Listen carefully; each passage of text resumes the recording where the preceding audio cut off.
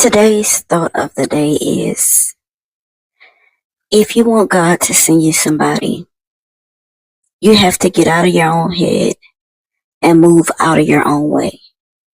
Because sometimes you're the obstacle. And on that note, what's good in the hoodie peeps? Okay. Today is a day. Okay. It's Turnt Tuesday, and I know I don't sound that turnt. I had a rough weekend, y'all. And not because I had big fun. I had a rough weekend due to what I call pollen and PMSD. Okay. I'm not going to get too deep into the PMSD, but for you ladies who suffer from it like me, I wish you well. Okay. Sometimes I can feel it coming on. Sometimes it hit me like a ton of bricks. All right. I was very unproductive this weekend, and I felt very guilty about it. But that's neither here nor there. Let's get back in a better mood, shall we? It is season 2, episode 2. Okay? We're talking about resolving issues today. We're talking about being a problem solver. Yeah. Okay. There's literally no excitement in my voice. I'm still sitting in here in the dark. My migraine has finally gone away. So let me be yours. Let me be your headache, babe. Okay. Now, prior to my career path that led me to be trained fixer, I considered myself to be a natural problem solver, right? At least in my mind anyway. If an issue presented itself, I always felt like I was trained to look for a solution. And that was a class I took in college. I hated statistics, so I don't want to give statistics any credit for it. But it taught us to think outside the box. Between my artist brain and the logical, analytical side of me fighting each other, right?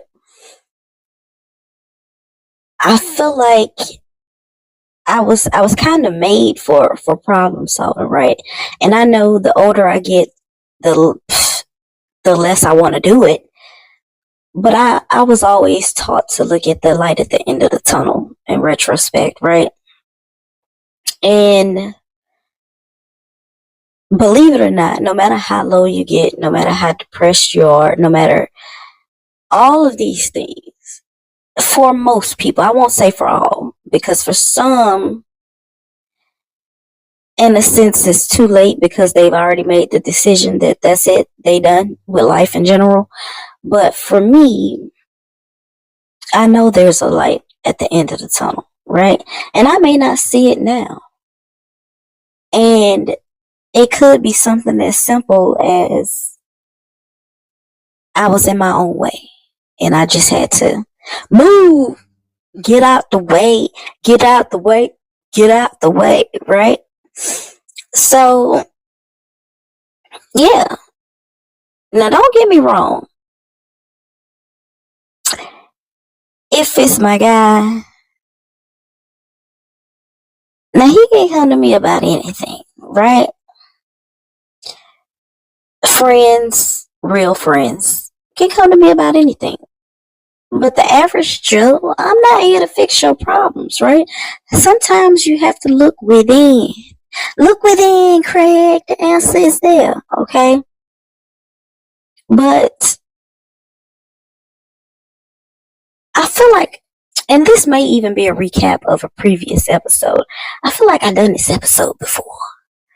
But there's still some problems in the world that needs to be fixed. And I'm not responsible for fixing them all, right? And of course, in life, you run into reoccurring problems, reoccurring things.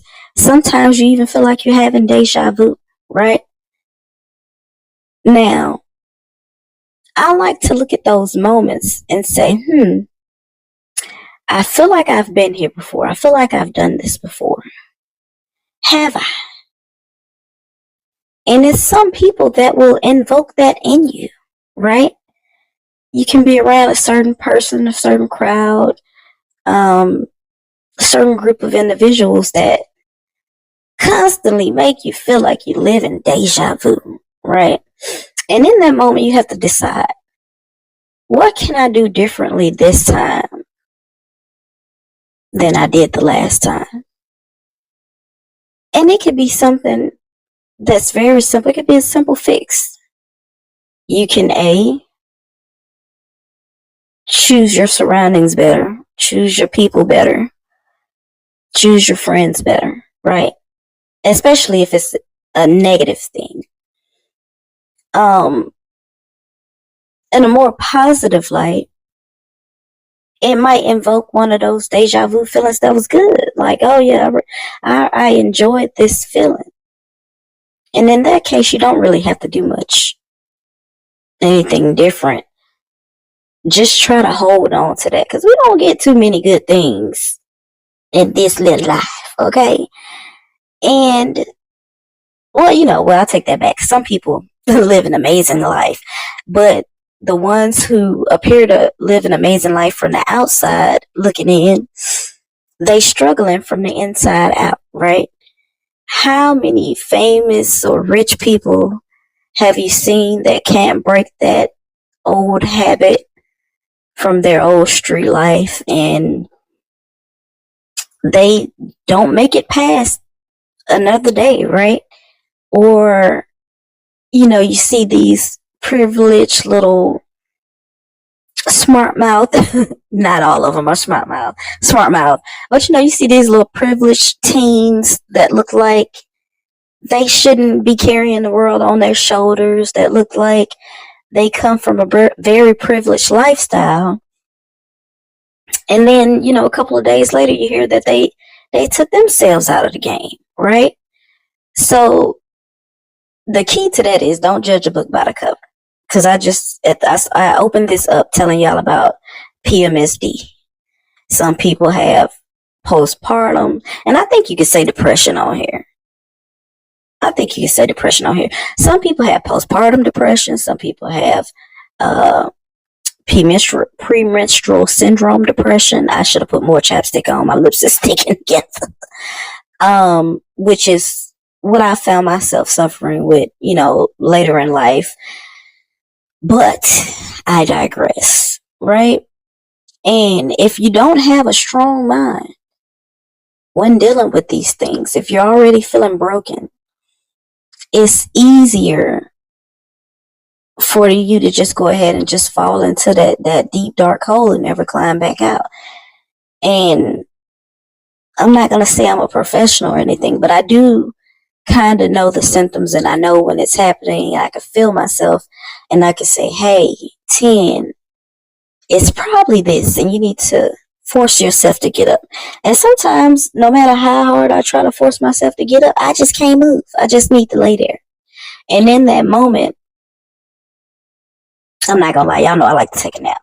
In that moment, I just go ahead and nap, because I don't want my brain to be idle. If I'm awake, I'm going to think about 160 things and 260 different ways to do them, right? Not in a bad way, just if you're on my shit list at that time, I'm going to think about all the reasons why you on that list, all the ways I'm just ready to be done with you, not life, because I value life, believe it, okay? But